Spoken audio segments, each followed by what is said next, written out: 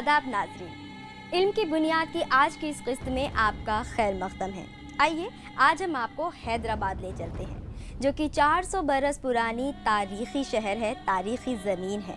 यहाँ हाकिम निज़ाम दुनिया में अमीर तरीन लोगों में शामिल होते हैं, जिन्होंने कई तालीमी इदारों के कायम करने में माली ताउन दिया है। ये हैदराबाद शहर है।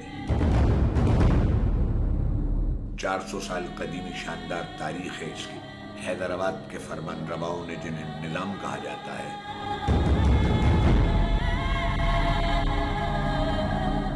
इस शहर के चप्पे चप्पे पर अपनी मोहर जब्त की है।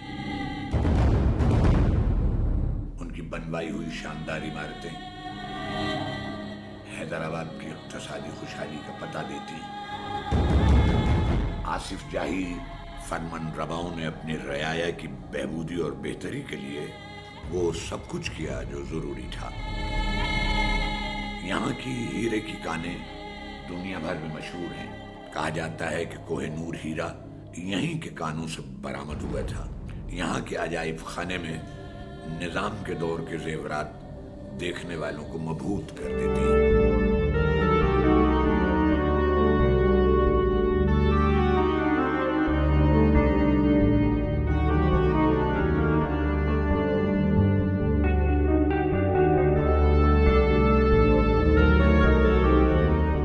उस्मान अली खां आसिफ जाहे हफ्तों 18 सितंबर 1911 में अपने वालिद के वफात के बाद तख्त पर बैठे और इस इलाके में 1948 तक हुकूमत की। यही वो फरमान रवा हैं जिन्हें टाइम मैगजीन ने 22 फरवरी 1937 में दुनिया का सबसे दौलतमंद शख्स ऐलान किया था।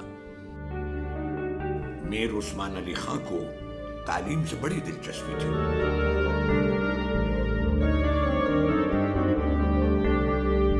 खास तौर पर हैदराबाद में छोटे बड़े कई तालीमी इदारे खोले और 1918 में उस्मानिया यूनिवर्सिटी की बुनियाद रखी।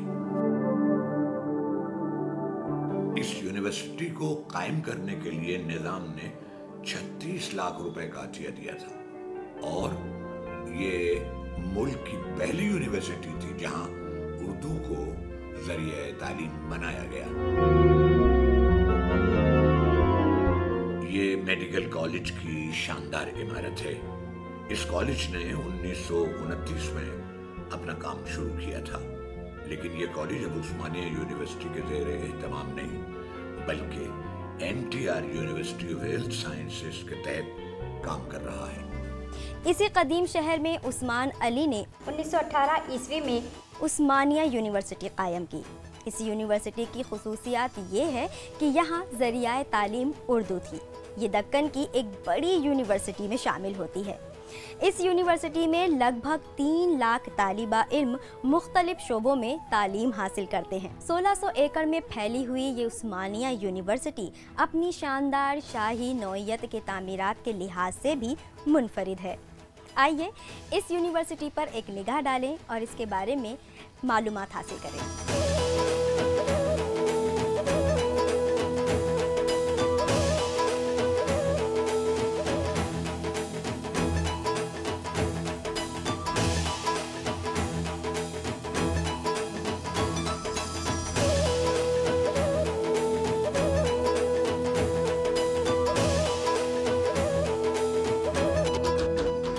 उस्मानी यूनिवर्सिटी नेशनल लेवल में university with potential for excellence status भी आया। सो हमारा यूनिवर्सिटी हमारा स्टेट में number 1 university with university potential for excellence and A graded. ये जामिया हिंदुस्तान की वो पहली जामिया है जिसने एक हिंदुस्तानी ज़बान में तमाम उलूम व फ़नून की तालीम का इंतज़ाम किया। बिल्डिंग्स तो हमारे बहुत अच्छा है। हॉस्टल्स ले वो, आर्ट्स कॉलेज तो ये मॉन्यूमेंट है। आर्ट कॉलेज 1919 में एक आम इमारत में शुरू किया गया। बाद में इसकी शानदार और देखने के काबिल इमारत का संग बुनियाद 1934 में खुद निज़ाम ने रखा और इस कॉलेज ने इस नई इमारत में 1939 में काम शुरू किया। अगर एनीवेयर कहीं उस्मानिया का नाम आए तो आर्ट्स कॉलेज बिल्डिंग बता के उस्मानिया का नाम देते हैं। ऐसा ग्रेट हिस्टोरिक कॉलेज है। I am proud to be principal of this college. Now if थोड़ा हिस्ट्री में गया तो आर्ट्स कॉलेज जब पहले एमए आर्ट्स कॉलेज से पहले एमए कोर्सेस उर्दू में थे। उर्दू में कोर्सेस बशीरबाग में चलता था। वहाँ it started with 25 students, 2 professors. वहाँ उर्दू लेके यहाँ आए तक 1937 में ये बिल्डिंग कंस्ट्रक्शन कंप्लीट हुआ। 1937 में जब पर्शियन अरबिक 2 सब्जेक्ट्स आए, उसके बाद में फ़िलासफ़ी आए उस टाइम पे। तो मोहम्मद इकबाल आने वाला था, कुछ उसका फॉरेन असाइनमेंट से वो आ नहीं सका। बाद में एक ग्रेट फ़िलासफ़र को यहाँ भेजा। फ़िलासफ़ी डिपार्टमेंट भी 30s में शुरू हुआ है सर, लेट 30s में शुरू हुआ था। उसके बाद पूरे एक एक करके डिपार्टमेंट आया। पोस्ट इंडिपेंडेंट में लेटर सोशल साइंसेस सब्जेक्ट आ गए। वहाँ के फर्स्ट प्रिंसिपल, जब ये कॉलेज बशीरबाग में होते थे, वहाँ के फर्स्ट प्रिंसिपल थे सर्रास मसूद। ये इस कॉलेज से वाबस्ता चंद प्रिंसिपल्स हैं। इनमें से बाज़ अजीम हस्तियाँ बाद में उस्मानिया यूनिवर्सिटी की वाइस चांसलर भी हुई और हिंदुस्तान के दीगर शोबों में भी गिरां कदर खिदमत अंजाम दी। अब अगर हम बात शोबे उर्दू की करते हैं तो शोबे उर्दू ने इब्तिदाई से अपना एक मखसूस मकाम और मर्तबा रखा। यहाँ के असातिज़ा और तालिब इल्म दोनों ही उर्दू अदब की खिदमत में हमतन मसरूफ़ रहे। यहाँ से फ़ारिग़ तहसील तालिब इल्मों में बेहतरीन शायर जैसे मखदूम मुहिउद्दीन, शाह तमकनत, अली अहमद जलीली, या अगर इनकी तफसील बयान की जाए तो शायद सारा वक्त इसी की नज़र हो जाए। अगर आप अदीबों को देखते हैं तो हम ये देखते हैं कि यहाँ से निकलने वालों ने तहक़ीक़ व तनक़ीद में गरां क़दर इजाफ़े किए। मौक़िक़ीन शुअरा भी यहाँ से वाबस्ता रहे हैं। उर्दू शायरी के फ़रोग़ में फ़िल्मी शायरी का हिस्सा जैसे मौजू को भी यहाँ तहक़ीक़ के लिए मुंतख़ब किया गया। शाह तमकनत जैसा शायर भी हमारे डिपार्टमेंट, हमारे शोबे से वाबस्ता रहे हैं। वैसे ही मगरिबी दुनिया में जो उर्दू तरक्की का काम हो रहा है, उर्दू की जो तरवीज हो रही है, उसका जायज़ा लेने के लिए भी यहाँ के तालिब इल्मों को मौजू दिया गया और इन तालिब इल्मों ने इस काम के लिए अपनी जुस्तजू से उन ममालिक का सफ़र किया, वहाँ से मालूमात इकट्ठा की और अपनी तहक़ीक़ को वक़ी और मौसर बनाया। 50 तालिब इल्म PhD के काम में मुख्तलिफ़ असातिज़ा के ज़ेर निगरानी काम अंजाम दे रही हैं। ये बताता है कि असातिज़ा किस तरह अपने तालिब इल्मों पर शफ़क़त के साथ पेश आते हैं, मेहरबानी करते हैं और उनकी लगन को मज़ीद बढ़ावा देने की कोशिश करते हैं। सभी असातिज़ा चाहते हैं कि डिपार्टमेंट ज़्यादा से ज़्यादा तरक्की करे, स्टूडेंट्स को काफ़ी हेल्प हो ताकि वो अपने इम्तिहानात में नंबर से ज़्यादा ला सकें। उस्मानिया यूनिवर्सिटी उर्दू डिपार्टमेंट का बहुत नाम है बाहर भी। मैं उस्मानियन बनना चाह रहा हूँ क्योंकि मैंने यहीं से एमए किया है उर्दू में, एमफिल भी यहीं की हुई हूँ, PhD भी यहीं से करना चाह रहा हूँ। मैं नफीसा हूँ और मैं यहाँ शोबे उर्दू की तालिबा MA कर चुकी हूँ और मैंने असातिज़ा से जब आगे की तालीम के बारे में मालूम किया तो असातिज़ा ने मुझे सलाह दी कि MA पर्शियन किया जाए।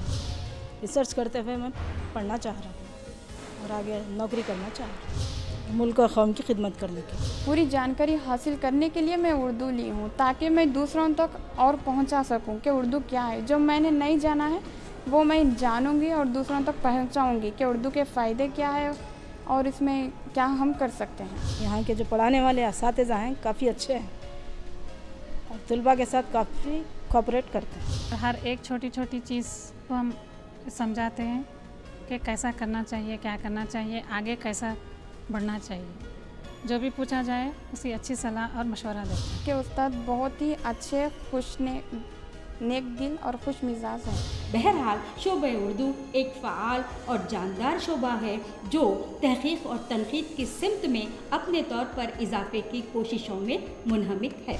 ये उस्मानिया यूनिवर्सिटी के वो तलबा हैं जिन्होंने मुख्तलिफ मैदानों में बड़ा नाम कमाया है। पीवी नरसिम्हा राव, साबिक वजीर आजम, नागेश कुकनूर, फिल्म एक्टर और director, Santosh Kumar, Pakistani film actor, Diana Hayden, Miss World, Mohammad Azharuddin, cricketer, Harsha Bhogle, cricket commentator. और हिंदुस्तान में शायद ये वाहिद शहर है जहाँ पर आप कॉस्मोपॉलिटन सिटी बोल सकते हैं इसको। आप जिससे चाहे हिंदी में, उर्दू में बात कीजिए, वो बात कर लेगा। ये बात बेंगलुरु में नहीं मिलेगी, चेन्नई में नहीं मिलेगी, कहीं नहीं मिलेगी। हैदराबाद में उर्दू का इतना असर है कि मैं बता नहीं सकता।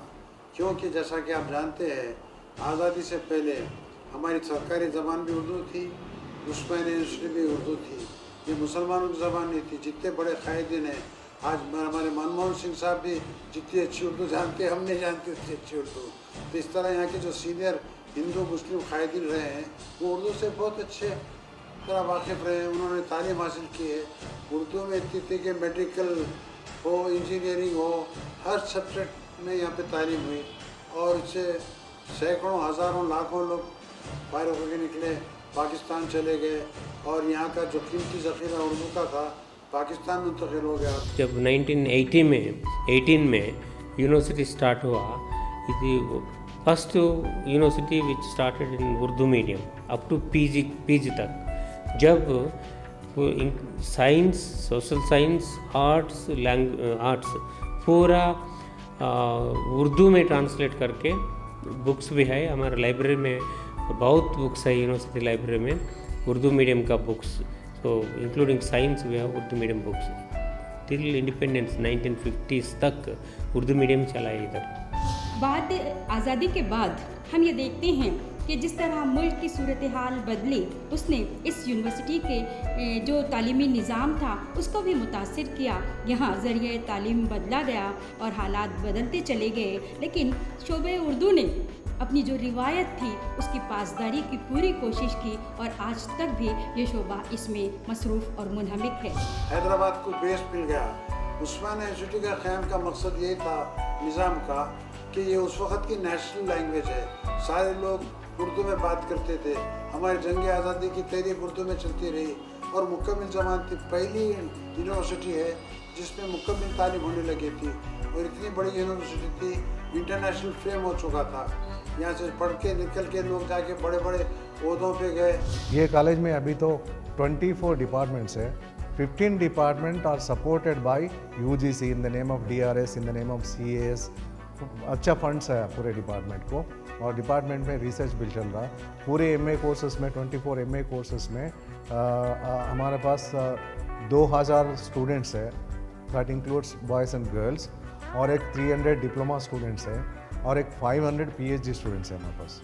यहाँ के असातिज़ा सिर्फ कौमी और बैनुल अक़वामी सेमिनार्स ही में शिरकत नहीं करते, बल्कि ये बैरून हिंद भी जा सकते हैं। ये उस्मानिया यूनिवर्सिटी की अज़ीमुश्शान लाइब्रेरी है।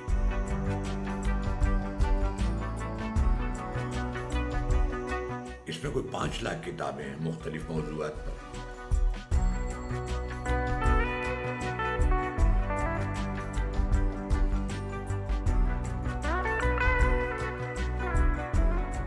तलबा की भीड़ रहती है यहाँ, क्योंकि उनकी ज़रूरत की हर किताब यहाँ मौजूद है और उन्हें दस्तयाब। यहाँ कलमी किताबें भी हैं और नायाब किताबों को डिजिटाइज किया गया है। जदीद वसाइल, कंप्यूटर और इंटरनेट की आसानियाँ भी यहाँ फराहम हैं।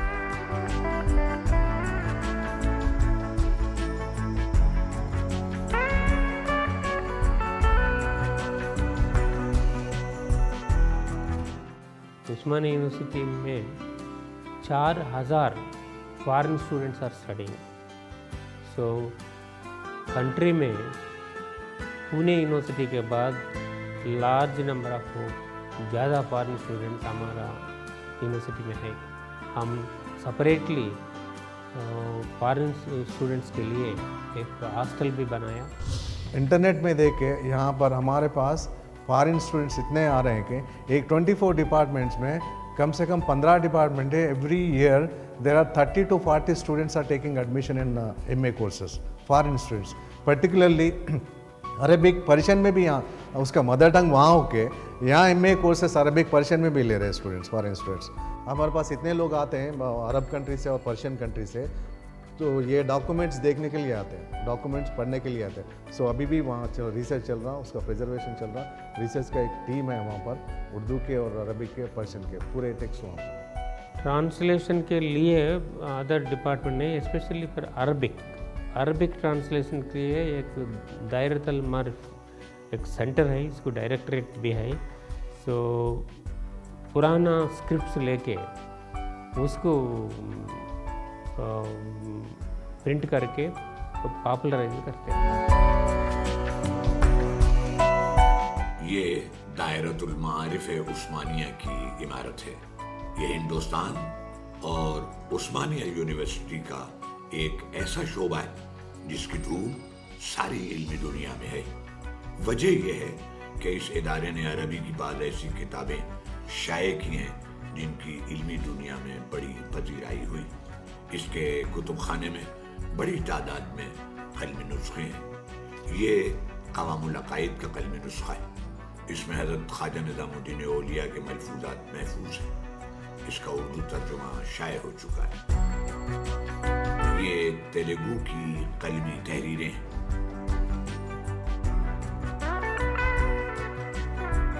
ये संस्कृत में रघुवंश का कलमी नुस्खा है।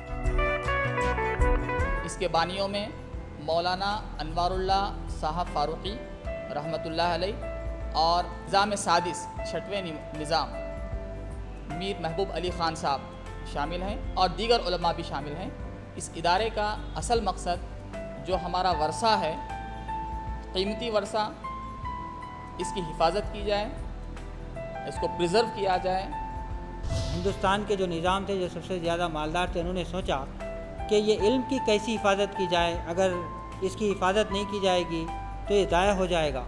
तो उसके लिए उन्होंने एक इंस्टीट्यूट क़ायम किया 1888 में, और क़ायम करने के बाद दुनिया के सारे वो चीज़ें जो दुनिया के हर तबके के लिए ज़रूरी हैं और अहमियत रखते हैं और हर एक के लिए कारआमद हैं, काम आ सकते हैं और जिसकी दुनिया में ज़रूरत है, ऐसे सारे अरबी के जितने भी जो अहम किताबें थी, जो हाथ से लिखी हुई मखतूतात थी, मैन्युस्क्रिप्ट थी, उसको उन्होंने दुनिया के सारे इलाक़ों से, लाइब्रेरीज से उन्होंने मंगाया। इस सिलसिले में जो उलमा इकराम मुख्तलिफ़ जगह के मखतूतात को जमा करते हैं, जमा करने के बाद उसकी किताबत होती है।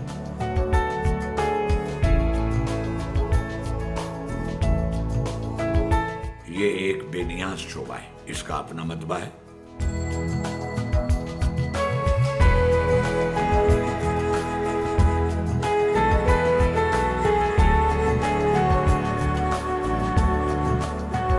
और उसके बाद एडिटिंग का काम जो मुस्तकिल एक प्रोसेस है वो अमल में आता है। उसके बाद किताब वजूद में आती है। 4 सेक्शंस काम कर रहे हैं। एक रिसर्च एंड एडिटोरियल सेक्शन है और एक जो है कंपोजिंग सेक्शन है, फिर एक प्रिंटिंग प्रेस सेक्शन है और एक बैंडिंग सेक्शन है। जी, इस इदारे की जो खिदमात हैं, जो सर्विसेज हैं, वो नहायत ही उम्दा और नाकाबिल फरामोश हैं। इस इदारे ने ऐसे मखतूतात, ऐसे रेयर और क्लासिक मखतूतात पर काम किया कि अगर वो मखतूतात पर काम ना होता तो शायद वो मखतूतात ज़ाय हो जाते और सफ़े हस्ती से मिट जाते। लेकिन इस इदारे ने इस हेरिटेज को बाकी रखने के लिए, उसको प्रिजर्व करने के लिए जो काम किया है, वो तमाम एकेडमिक हों या एजुकेटेड पर्सन हो या इल्म से जिनको रग़बत हो, वो इसकी अहमियत को समझ सकते हैं। ये इदारा सिर्फ मजहबी किताबों पे काम नहीं करता है, बल्कि मुख्तलिफ़ फ़नून और उलूम जो कुछ भी हैं उन तमाम में अमल करता है। आज मेडिसिन की पूरी बुनियाद है पूरी दुनिया में, जिसकी सारी लैंग्वेजेस में जो है ट्रांसलेशन भी हो चुका है। वो अल-हावी फ़ी तिब सबसे पहले हिंदुस्तान को ये एज़ाज़ है, और हिंदुस्तान में हैदराबाद को, और हैदराबाद में ख़ास तौर से उस्मानिया यूनिवर्सिटी के इस इलाके को एज़ाज़ है कि इस इलाके में सबसे पहले ये किताब जो है लाई गई, और उसके बाद इसके तकरीबन 28 वॉल्यूम्स में ये किताब बनी, फिर दुनिया में तकसीम की गई। अब ये इदारे की इतनी अहमियत थी उसके बाद जब इंडियन यूनियन में ये जम हुआ हैदराबाद हुकूमत, तो हुकूमत ने इसकी सरपरस्ती ली। Descriptive catalog of the publications of दायरतुल मारिफ उस्मानिया, अल-हावी फी तिब, इसकी कई जिल्दें, और किताबुल अस्ल। यहां से ये किताबें शाये हुई हैं।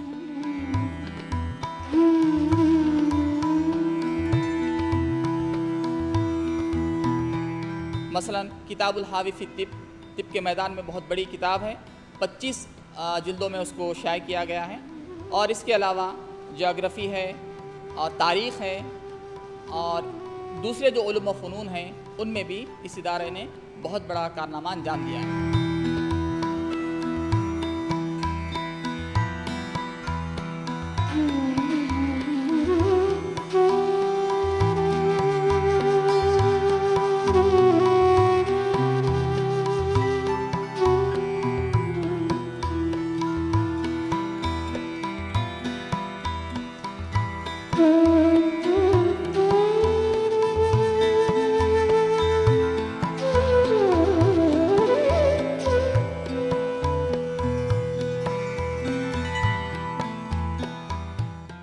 नाज़रीन, आपने अभी उस्मानिया यूनिवर्सिटी देखी, जो कि कदीम शहर हैदराबाद में वाक़ है।